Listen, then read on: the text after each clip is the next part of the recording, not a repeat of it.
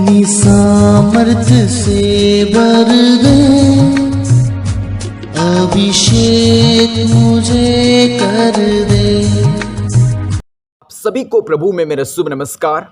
एक खास और महत्वपूर्ण बात मैं आज आपके सामने रखना चाहता हूं, और वो है अपने शासकीय अधिकारियों के प्रति आज्ञाकारिता बने रहें, उनकी बातों को मानें। तो पवित्र शास्त्र बाइबल में प्रभु यीशु मसीह के 12 चेलों में से एक चेला, जिसका नाम है पतरस, जो बहुत ही होनहार और होशियार और उतावली में रहने वाला एक चेला, जो अशिक्षित वर्ग का था, अनपढ़ था, और ये बहुत जल्दी और क्लियर और स्पष्ट रीति से समझ जाता है कि जितने भी शासकीय अधिकारी होते हैं वे उनके पीछे परमेश्वर का हाथ होता है। और इसलिए वो अपना पहला पत्री में लिखता है, उसका 2 अध्याय उसका 13 और 14 पद में लिखता है कि प्रभु के लिए मनुष्य के ठहराए हुए प्रबंध का अधीन रहें, राजा का, इसलिए कि वे सबका प्रधान होता है। पौलुस हमें समझाने की कोशिश करता है कि जिस प्रकार हम परमेश्वर की आज्ञा को मानते हैं, ठीक उसी रीति से शासकीय अधिकारियों के भी आज्ञा का पालन करें, क्योंकि यह सिक्के का दूसरा पहलू होता है। मेरे प्रियो, ठीक उसी रीति से संत पौलुस भी रोमियो की पत्री उसका 13 अध्याय उसका 1 से 4 पद में राजधानी रोम के विश्वासियों को समझाता है कि शासकीय अधिकारियों के अधीन में बने रहें, उनके प्रति आज्ञाकारिता बने रहें। शासकीय अधिकारियों के प्रति आज्ञाकारिता ही परमेश्वर के प्रति आज्ञाकारिता है। जितने भी आज्ञा सरकार के द्वारा या अधिकारी के द्वारा निकाला जाता है, उनकी पालन करें। जिस प्रकार यातायात नियमों को ना तोड़े, रिश्वत ना दे और ना रिश्वत लें, नगर निर्माण के कामों, उनके प्रति जितने भी नियम हैं, पालन है, उनका पालन करें। ये सब अधिकारियों का नियम है, इसको मनुष्य समझे और इनकी पालन करे।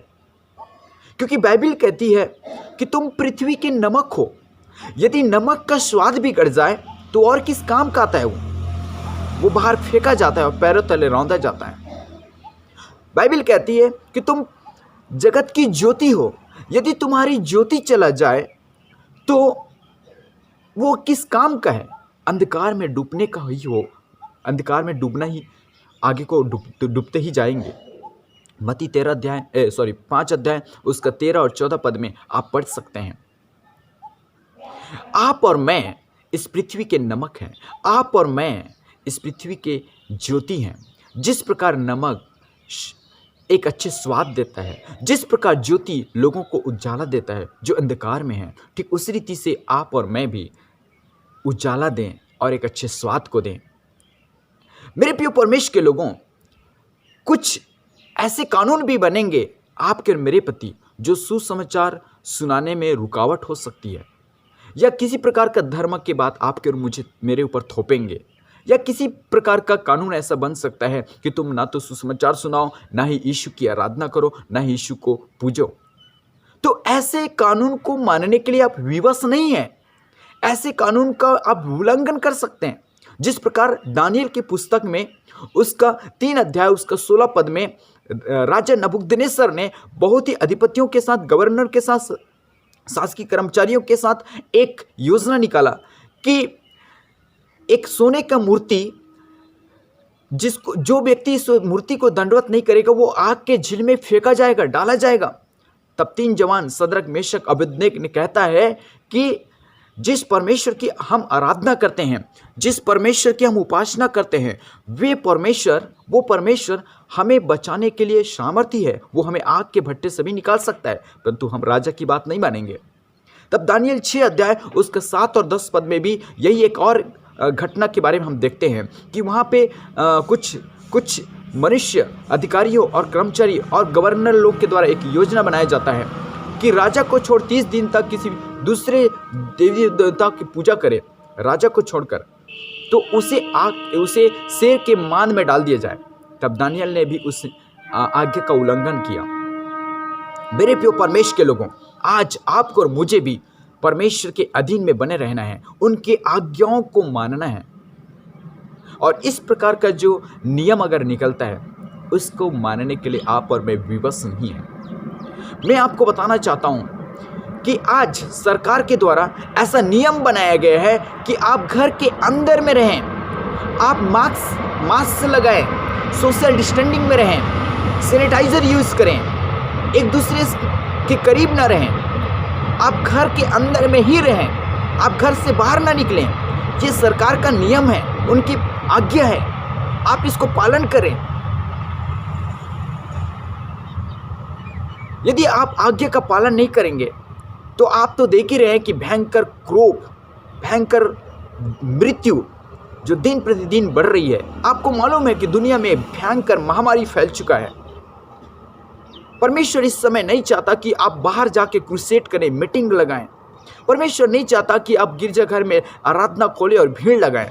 परमेश्वर चाहता है कि आप कितना समय अपना पर्सनल लाइफ मेरे लिए निकालते हैं, आप कितना उपवास के साथ जीवन बिता रहे हैं, कितने बाइबल आप पर्सनल लाइफ में पढ़ रहे हैं, आप पर्सनल कितना मुझे समय देते हैं, आप अपने परिवार के साथ कितना मुझे समय देते हैं।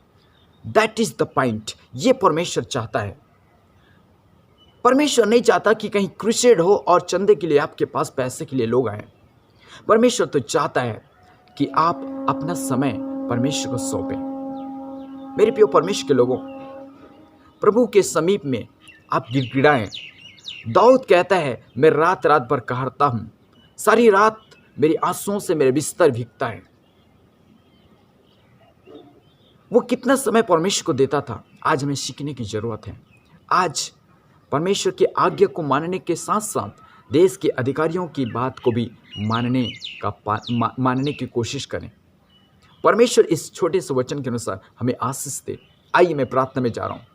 हमारे जीवित परमेश्वर, मैं धन्यवाद करता हूँ प्रभु ये सुंदर वचन के लिए परमेश्वर जो आपने हमारे लिए ठहराया। प्रभु मैं छोटी से वचन के द्वारा परमेश्वर इस देशवासियों के लोगों के लिए, पूरे वर्ल्ड के लोगों के लिए परमेश्वर पिता ये शुभ संदेश आपने मेरे माइंड में रखा। मैं धन्यवाद करता हूँ प्रभु। होने पाए सारे मनुष्य इस बात को गंभीरता से ले प्रभु, ताकि जो क्रोध आपका बड़ा हुआ है परमेश्वर, फैला हुआ है, जिसके महामारी की वजह से काफ़ी लोग मर रहे हैं, जिसका मृत्यु हो रही है प्रभु, इस बात को लोग गंभीरता से समझें, अपने घर के अंदर अंगीकार करें, अपने घर के अंदर प्रार्थना करें, अपने घर के अंदर अपने पापों का पश्चाताप करें और आपके करीब में आए और आपको पुकारें। हे पवित्र खुदा, हर व्यक्ति को समझने की सामर्थ्य शक्ति दे प्रभु। जितने लोग कोविड पॉजिटिव पाए जा रहे हैं परमेश्वर, उन सभी को घर के अंदर आपके हाथ को बढ़ाकर छू ले और चंगा कर। हॉस्पिटलों में जहाँ भी है उन्हें छू ले और चंगा कर। इस देश में इस कोरोना वायरस की महामारी को आप दूर कर दीजिए, ताकि परमेश्वर आप हर मनुष्य से आप महिमाओं को ले सकते प्रभु। सारी बात हम आपको देते प्रभु। आदर और महिमा, गौरव, इज्जत सब कुछ हम आपके हाथों में सौंपते हुए ये छोटी सी प्रार्थना को परमेश्वर हमारे उद्धारकर्ता प्रभु यीशु मसीह के नाम से मांगते खुदा, आमीन।